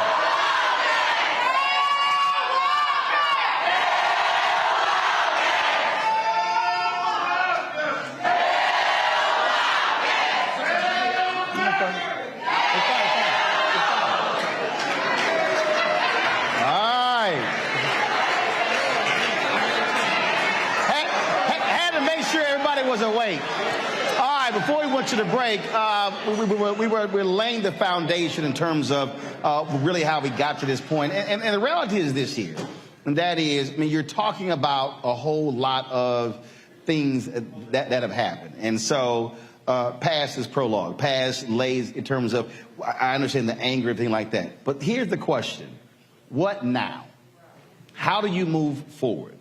You have an interim president. But you still have your board of trustees. As I listen to what you laid out, it sounds to me like your fundamental problem still is with the ultimate leaders, which is the board of trustees. So, is there one trustee who you can who you're communicating with, talking with, who can serve as someone to help with this?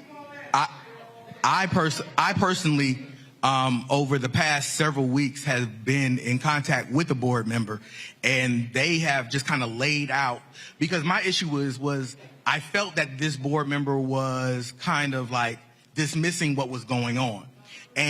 But he said, from his perspective, he said that my job is to bring in money. I'm not worried about necessarily all the football, what's going on with that, because the people who I'm after aren't concerned with football. I need to show them what it means, the great Bethune-Cookman University. Well, first of all, let's be real clear. If anybody who is a board member makes that statement, that person really should not be a board member. Because the reality is, a member of the board of trustees is responsible for the entire university. And so what they should be communicating is that I care about the health and well-being of the entire university, because the reality is, when you talk about football or basketball or band, that's actually your most visible assets that serve as a recruitment tool as well. Yes. And I've been communicating, again, with administration folks, alumni, board folks as well. And I don't know who the entity is. I don't know whether it's the United Methodist Church. I don't know who it is, but because I mean, look, this university gets funding from the UMC every year, but there's somebody has to be the grown-up of all grown-ups and say, listen, we don't need all of this drama, because I can tell you it's a lot of media folk ain't got no problem with lots of drama. As what I've heard described here, this might be a Real Housewives show or Love and Hip Hop in terms of all the friction back and forth, and that doesn't move the university forward. It doesn't. We believe to move the university forward, we must get rid of our board chair. Belvin Perry must go. There's no options. There's no getting around it. And but the problem you have, though, is that the board has to do that. And so the question is, no, the people have to do that, and that's why we're here. No. Actually, no. But no, I'm telling you right now, this is the fundamental problem. Being a private institution, there literally is no entity that's over your board. And so now, again, the people can have leverage and influence. Right. But in terms of who actually has to make the votes, it has to be the other board members, which raises the question: how are you communicating, even in public, with the other board members to say, hey, we need you to speak up and stand with us? Because it seems as if you got folks who are there who don't really want to say anything, don't want to get sideways with the chair. And look, the chair tried to come after me. That wasn't wise. He's had about 500,000 views on YouTube. I'm just saying, it wasn't wise. But again, this does not do anything to improve the institution. We know it takes the drama. It takes funding to run the university. And with everything that you've heard from the students, the parents that are outraged about what's taking place with their young people that are at the university, we know Bethune-Cookman must maintain at least about 2,400 students to stay viable financially. And so it's sad to say that we have to hit them in the pockets before we can make these changes. And I would hate to see the university do that. And so with that, we're going to keep sounding the alarm, and we're going to try to continue to shine the light, which is why we're here tonight, because we know that they want to remain in darkness. We've been in darkness. You silenced your alumni with the lawsuit. You silenced your students with an NDA. And so people have been afraid to come forward. Well, I get a good pension. I don't have to wait for Bethune-Cookman to pay me. So we want to sound the alarm for these young people to let them know that we're going to continue to shine light where there's darkness. We've asked for transparency. We ask as alumni, where's the money going? That's what our signs say out here. We ask for that information. We give money, and we feel we have a right to see where that money is being dispersed. The students have asked, where is the money going? And it's just the math ain't mathing. And that's why we're here tonight. So in terms of your alumni, have you had a meeting with Dr. Drake? Yes, no. Yes. Well, Dr. Drake had plenty what they would call, to me, controlled fireside chats. You would have to register before you attended the meeting. And once you attended the meeting, I think I was the only one at that time, unfortunately, that voiced some very hard concerns. His claim to fame was that they are not suing the alumni.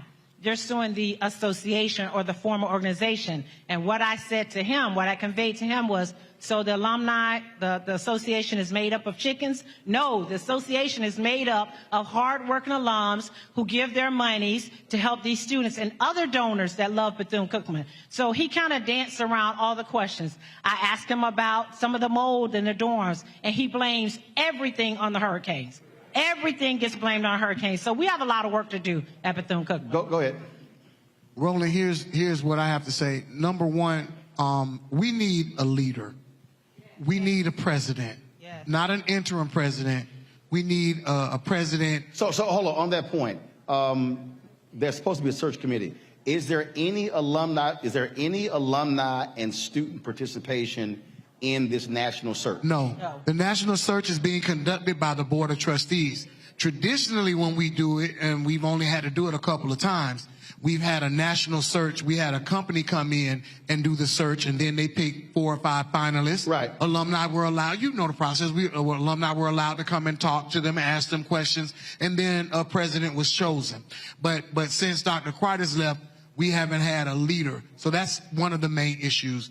So the alumni has no involvement in that process? No, none whatsoever. I know at least one alumni on the search committee, Kelvin Maynard. He's on the. That's at least one I know. So you said there's a graduate who's on the search committee. Yes. Has he reported back to alumni about the process? Well, here's an important part. Hold on. Go ahead. No, and there's been so many alumni meetings that have been going on, but in an alumni meeting, he said that we could have done a better job in reporting of what is going on as far as the search. Okay, so have they even laid out a timetable in terms of the process? For instance, I mean, the interim president, expires, June 30th. Have they said, hey, by the fall, by 2020, January 2024, we want to have a permanent president in place? They sent out a letter saying that there was a search, but when was that? To my knowledge, it's been a few months ago. Okay. But to my knowledge, they didn't have a date or a deadline that I remember. But the other problem is and this is the point I wanted to make too. The other problem that we have is we have so many different factions of alumni. Not everybody agrees with the majority of the people that are in here. So they have had meetings, but they have them with people that agree with their tactics and their process.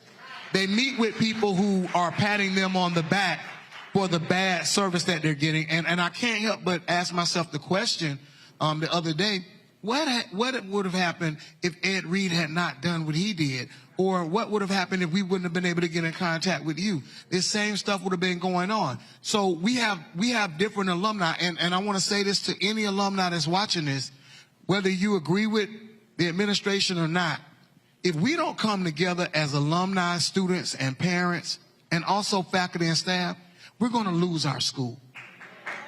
We're going to lose our school because there are, me personally, this is what I believe. I'm not speaking for anybody else, but I believe there are factions that are out to get not only Bethune-Cookman, but a lot of our HBCUs. They want to see us fail, and we're helping them fail. What we're doing actually is not helping.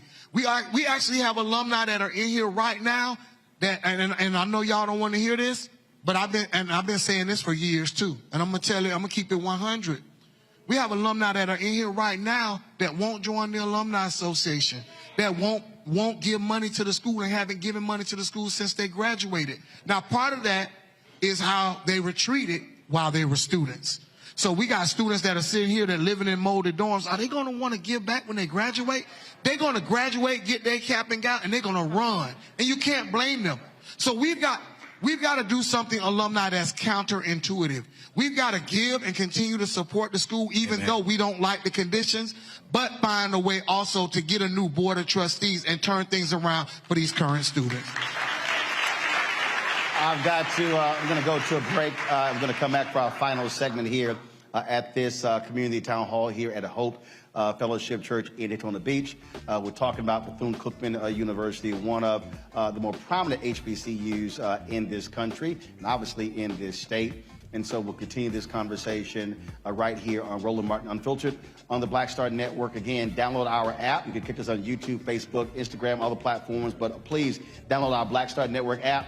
Available on Apple phone, Android phone, Apple TV, Android TV, Roku, Amazon Fire TV, Xbox One, Samsung Smart TV. And, of course, our 24-hour streaming channel has launched. We're available on Amazon News. If you have Amazon Fire, simply go to their live news grid, and you can actually watch our 24-hour channel there as well. The only Black-owned, 100% Black-owned news information network with a 24-hour streaming channel. We'll be right back.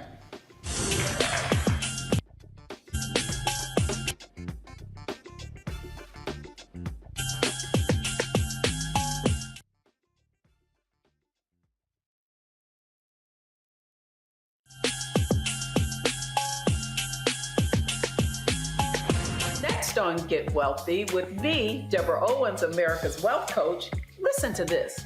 women of color are starting 90% of the businesses in this country. That's the good news. The bad news, as a rule, we're not making nearly as much as everyone else. But joining us on the next Get Wealthy episode is Betty Hines. She's a business strategist, and she's showing women how to elevate other women. I don't like to say this openly, but we're getting better at it. Women struggle with collaborating with each other. And for that reason, one of the things that I demonstrate in the sessions that I have is that you can go further together if you collaborate. That's right here on Get Wealthy, only on Black Star Network. When you talk about blackness and what happens in black culture, we're about covering these things that matter to us, speaking to our issues and concerns. This is a genuine people-powered movement. There's a lot of stuff that we're not getting. You get it, and you spread the word. We wish to plead our own cause. Too long have others spoken for us. We cannot tell our own story if we can't pay for it. This is about covering us. Invest in black-owned media. Your dollars matter. We don't have to keep asking them to cover our stuff. So please support us in what we do, folks. We want to hit 2,000 people, $50 this month, raise $100,000. We're behind 100,000, so we want to hit that. Y'all money makes this possible. Checks and money orders go to P.O. Box 57196, Washington, D.C. 20037-0196. The Cash App is $RM Unfiltered. PayPal is R Martin Unfiltered. Venmo is RM Unfiltered. Zelle is Roland at RolandSMartin.com. Hi, I'm Israel Houghton. Apparently the other message I did was not fun enough. So this is fun. You are watching Roland Martin, my man, Unfiltered.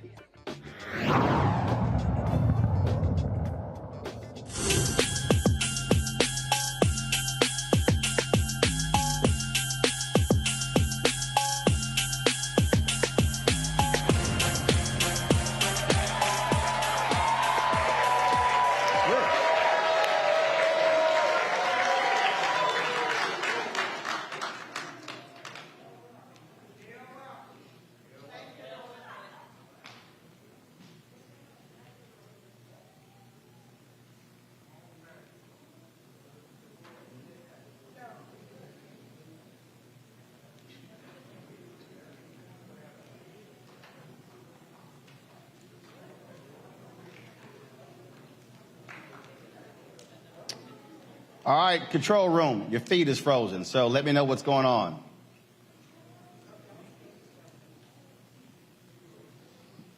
Yes, I'm seeing Israel Houghton frozen. All right. All right, folks, welcome back to Hope Fellowship, our final segment. You mentioned, you talked about different groups here, and I'm going to put the question to you, which I say to the students as well.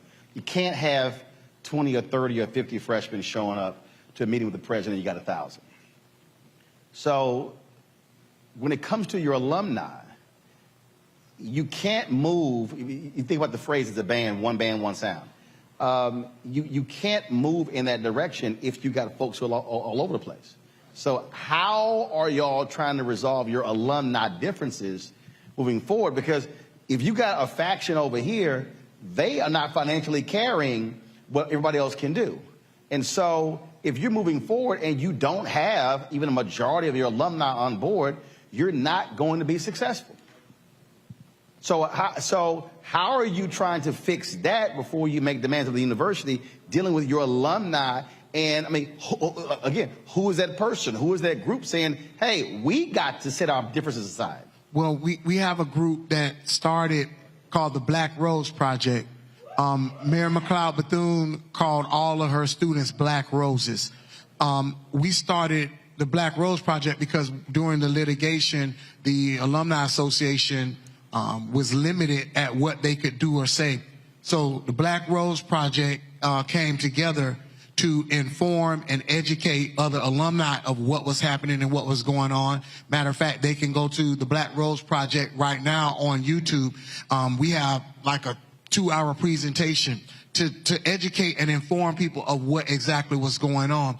We also are encouraging people to continue to raise money, but the school when it comes to the Mary McLeod Bethune National Alumni Association, they won't even affiliate themselves at all, even to take money from us. There have been a couple of times that I know that they've tried to turn money in for the students, and they say we don't want it. So the school is going to have, the administration is going to have to do their part. I believe that this is galvanizing the alumni. It's awakening a lot of alumni who haven't been active, and we're going to come together. But the school has to do their part too. I think one of the ways that we can bridge that gap is to be able to engage the students. I think there is a breach between alumni and our undergraduates, and to be able to come alongside of our students and say, hey, we have your backs. We understand that there's a lot of different things happening around you, and we've walked through a lot of what you have walked through, but we want to come alongside you. We want to help you. We want to be able to hear your voices, right? And we need to be able, as alumni, to come back and you know, gird these young people up and walk with them through this time. And I think with that, when it comes to our younger alumni who are we are wanting to give, that will help now be in their memory, saying, you know what, I remember when. But here's the deal, though. If I want, here's the deal. If I want to give, I don't know who to give to. So if you don't have an established, Anthony, I need eyes. If you don't have an established conduit, who do you give to? Like, where do you? If a graduate wants to give right now. You call if you're a part of the alumni, well, Mary McLeod Bethune Alumni Association, you can give through that organization. But if you want to give as an individual, you can call Ms. Sherry Paramore in the Office of Institutional Advancement, and you can tell them how much you want to give, but also where you want that money to go. Now, what happens after that? Got it. I don't know, but we can still give. Yeah. But we have a lot of work to do, and I keep saying that. We got to come together as alumni so we can get this resolved. We need a new board of trustees. I think that was part of the school's plan, was to divide and conquer. So they're well aware of the fact that when they came up with they say they're not DSO, they use a DSO model. And I think it was part of the plan to divide and conquer. And with that being said, then now you don't have, people just don't want to give. Although I give, I said my money was earmarked for the band and for the gospel choir. I only found out like 2 years later, after I was given all that time, the gospel choir said they had not seen one dime of the money. So although I said I wanted and I had it earmarked for a specific cause, it was not. But guess what? In spite of that, I've continued to give to the university I love that was so instrumental in making me who I am today. So I think we can continue to give to our local chapters, or we can follow through like I do every so often to make sure my funds are going to where it's earmarked to be. Well, and look, the reality is there are people all around the country who make donations to charities, and they follow up. They follow up to make sure that, hey, this is where I said I wanted to go, and this is where it needs to go. Final comments? Go ahead. We got to come together. Point blank, period. We are Bethune-Cookman. We carry Dr. Mary McLeod Bethune's legacy. We are her black roses. We are her beautiful black children. We do not let her legacy fall to the ground. I don't care how much you don't like whoever at the top. It don't matter. We carry the legacy no matter what. Good. My final comment is join the MMB-NAA. Continue to support Bethune-Cookman because the students and our school needs it. And we need to continue this. This is a good start. Thank you, Roland, for coming. Shout out to Bishop Triplett for having us here. And I got to be slick, Roland, and give a shout out to Omega Psi Phi Fraternity Incorporated. We don't mind youth groups. Go ahead. Thank you so much, Mr. Roland. I sent you about 400 inboxes, DMs, texts, all that. So thank you so much for allowing us to come and to be heard. I'm so thankful for every face that's in the place, because that means you care about the well-being of Bethune-Cookman. Find a student and pour into that student, and then that student pours into the next student, so that we can keep this legacy alive. And shout out to the members of Delta Sigma Theta Sorority Incorporated. So So let me first of all, let me thank you. Let me thank the students as well. Bishop, thank you very much as well. When the other church canceled on us, they took a vote. I hit my man, Pastor Jamal Bryant, and he said, call Bishop. And I was in Denver last Friday getting an award there, and I called him, and he said, absolutely, we'll be glad to host this. And so I appreciate doing so. Let me say this as a final word. You can be present or you can have presence. And as I listen to the students and alumni, as I've talked to folks, administration as well, this is a moment when leaders are supposed to lead. I sat down with President Drake earlier. He's the interim president. But let me be perfectly clear who I'm speaking to right now. I'm speaking specifically to you, Board President Belvin Perry Jr. You are the board chair. You are supposed to lead. You are a retired judge. Your job is to bring folks together. If there was a jury that was deadlocked, you would tell them to go back and keep deliberating. You cannot be the leader of a board of trustees and have this level of dissension within this university. You cannot have students and alumni and folks saying you are the problem. If that many people are saying you are the problem, then you need to look into a mirror and ask yourself, why am I the problem? This is a moment when leaders can't just be present, but must have presence. You can't be scared to come in here. You can't be scared to talk to faculty and alumni. You can't be scared to talk to students and parents because these are constituents. You are not a dictator. Now, somebody told me, they said, oh man, you're going hard on the president. He's your alpha brother. Let me be real clear. That means nothing to me. This is about saving an institution. So what is needed are for folks to put egos aside, to put petty personal differences aside, and to actually say, how can we stand together to save an institution? Because it would be a shame for Dr. McLeod Bethune and all these black folks who have had blood, sweat, and tears to keep the university open to be having these problems in 2023. So I challenge you, board president, board chair Perry, have the guts to have some presence and to lead. And don't hide, don't run, but actually take some accountability and lead. And if you can't lead, get out of the way and let somebody else lead. Those are my final comments. Y'all gonna close us out with your school song. Go!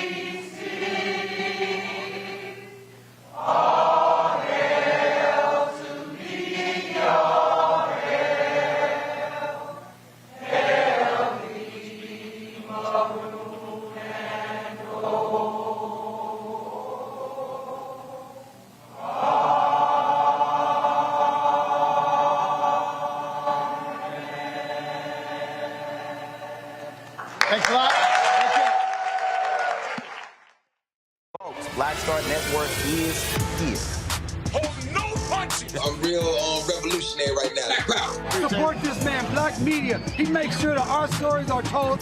Thank you for being the voice of Black America, Roland. Stay black. I love y'all. All momentum we have now, we have to keep this going. The video looks phenomenal. See, this difference between Black Star Network and Black-owned media and something like CNN. You can't be Black-owned media and be scared. It's time to be smart. Bring your eyeballs home. You dig? Pull up a chair. Take your seat. The Black Tape with me, Dr. Greg Carr, here on the Black Star Network. Every week, we'll take a deeper dive into the world we're living in. Join the conversation only on the Black Star Network. Hi, I'm Dr. Jackie Hood Martin, and I have a question for you. Ever feel as if your life is teetering and the weight and pressure of the world is consistently on your shoulders? Well, let me tell you, living a balanced life isn't easy. Join me each Tuesday on Black Star Network for A Balanced Life with Dr. Jackie. We're all impacted by the culture, whether we know it or not. From politics to music and entertainment, it's a huge part of our lives, and we're going to talk about it every day right here on The Culture with me, Faraji Muhammad, only on the Black Star Network. I'm Deborah Owens, America's Wealth Coach, and my new show, Get Wealthy, focuses on the things that your financial advisor and bank isn't telling you, but you absolutely need to know. So watch Get Wealthy on the Black Star Network.